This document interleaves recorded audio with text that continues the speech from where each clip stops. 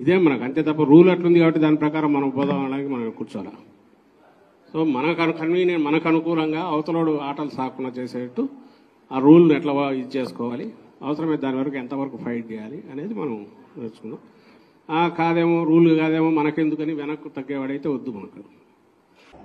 పోనీ ఒక పని చేసి సజ్జల, అమాయకులైన పార్టీ కార్యకర్తలు ఎందుకు చెప్పి బలి చేయడం? నీకు కొడుకున్నాడు కదా పిల్ల సజ్జల, ఆని పంపించు. వాడు ఎలానో పనికిమాల వాగుడే వాగుతుంటాడు, వాడు రూల్స్ ను ఫాలో అవడు, రెగ్యులేషన్స్ ఫాలో అవడు, రాజ్యాంగాన్ని ఫాలో అవడు, నిన్ను జగన్ రెడ్డిని కదా ఫాలో అయ్యేది. అటువంటి ఒక పనికిమాలని పంపించారనుకో వాడు రెచ్చిపోతాడు, కౌంటింగ్ ప్రశాంతంగా జరగనివ్వడు, అక్కడ ఉన్న పోలీసులు మక్కెలిరా కొట్టి పంపిస్తారు బయటికి.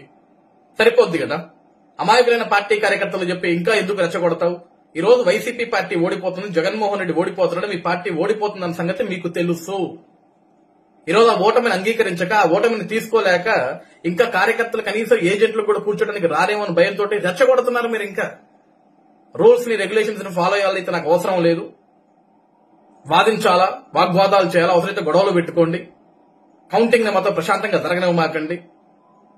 ప్రజల నిర్ణయం ఆల్రెడీ ఒక నిర్ణయం తీసుకున్నారు, ఓట్ల రూపంలో వాళ్ళ నిర్ణయాన్ని వాళ్ళు వెల్లడించారు. అక్కడ ప్రశాంతంగా కౌంటింగ్ జరగనివ్వు.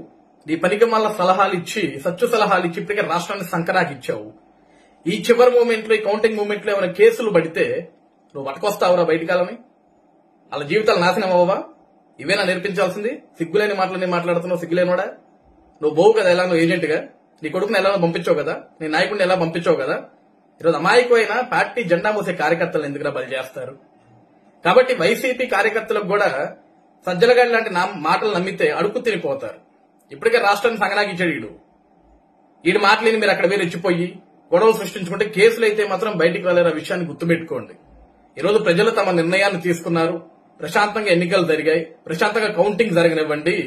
ఈరోజు ఒకళ్ళు గెలుస్తున్నారు అంటే ఆ గెలిచిన వాళ్ళ వల్ల రాష్ట్రం సంతోషంగా ఉండాలన్న నిర్ణయాన్ని మీరు కూడా ఒప్పుకొని ప్రశాంతంగా కౌంటింగ్ జరగనివ్వండి. కానీ పనికి మళ్ళీ సజ్జలగాడి మాటలు వినకండి. ఇదే మనకు అంతే తప్ప రూల్ అట్లుంది కాబట్టి దాని ప్రకారం మనం పోదాం అనడానికి మనం కూర్చోాలి. సో కన్వీనియంట్ మనకు అనుకూలంగా అవతలోడు ఆటలు సాకుండా చేసేట్టు ఆ రూల్ని ఎట్లా ఇది చేసుకోవాలి, అవసరమైతే దాని వరకు ఎంతవరకు ఫైట్ చేయాలి అనేది మనం నేర్చుకుందాం. కాదేమో రూల్ కాదేమో మనకెందుకని వెనక్కు తగ్గేవాడైతే వద్దు మనకు. పోనీ ఒక పని చేసి సజ్జల, అమాయకులైన పార్టీ కార్యకర్తలు ఎందుకు చెప్పి బలి చేయడం? నీకు కొడుకున్నాడు కదా పిల్ల సజ్జల, ఆని పంపించు. వాడు ఎలానో పనికిమాల వాగుడే వాగుతుంటాడు, వాడు రూల్స్ ను ఫాలో అవడు, రెగ్యులేషన్స్ ఫాలో అవడు, రాజ్యాంగాన్ని ఫాలో అవడు, నిన్ను జగన్ రెడ్డిని కదా ఫాలో అయ్యేది. అటువంటి ఒక పనికిమాలని పంపించారనుకో వాడు రెచ్చిపోతాడు, కౌంటింగ్ ప్రశాంతంగా జరగనివ్వడు, అక్కడ ఉన్న పోలీసులు మక్కెలిరా కొట్టి పంపిస్తారు బయటికి. సరిపోద్ది కదా. అమాయకులైన పార్టీ కార్యకర్తలు చెప్పి ఇంకా ఎందుకు రెచ్చగొడతావు? ఈ రోజు వైసీపీ పార్టీ ఓడిపోతుంది, జగన్మోహన్ రెడ్డి ఓడిపోతున్నాడు, మీ పార్టీ ఓడిపోతుందన్న సంగతి మీకు తెలుసు. ఈరోజు ఆ ఓటమిని అంగీకరించక, ఆ ఓటమిని తీసుకోలేక ఇంకా కార్యకర్తలు కనీసం ఏజెంట్లు కూడా కూర్చోడానికి రారేమో అని భయంతో రెచ్చగొడుతున్నారు. మీరు ఇంకా రూల్స్ ని రెగ్యులేషన్స్ ని ఫాలో అయ్యాలైతే నాకు అవసరం లేదు, వాదించాలా, వాగ్వాదాలు చేయాలా, అవసరమైతే గొడవలు పెట్టుకోండి, కౌంటింగ్ ని మాత్రం ప్రశాంతంగా జరగనివ్వమాకండి. ప్రజల నిర్ణయం ఆల్రెడీ ఒక నిర్ణయం తీసుకున్నారు, ఓట్ల రూపంలో వాళ్ళ నిర్ణయాన్ని వాళ్ళు వెల్లడించారు. అక్కడ ప్రశాంతంగా కౌంటింగ్ జరగనివ్వు. నీ పనికి మళ్ళా సలహాలు ఇచ్చి, సచ్చు సలహాలు ఇచ్చి ఇప్పటికే రాష్ట్రాన్ని సంకరాకి ఇచ్చావు. ఈ చివరి మూమెంట్ లో, ఈ కౌంటింగ్ మూమెంట్ లో ఏమైనా కేసులు పడితే నువ్వు పట్టుకొస్తావురా బయటికాలని? వాళ్ళ జీవితాలు నాశనం అవ్వవా? ఇవేనా నేర్పించాల్సింది? సిగ్గులేని మాటలని మాట్లాడుతున్నావు, సిగ్గులేనోడా?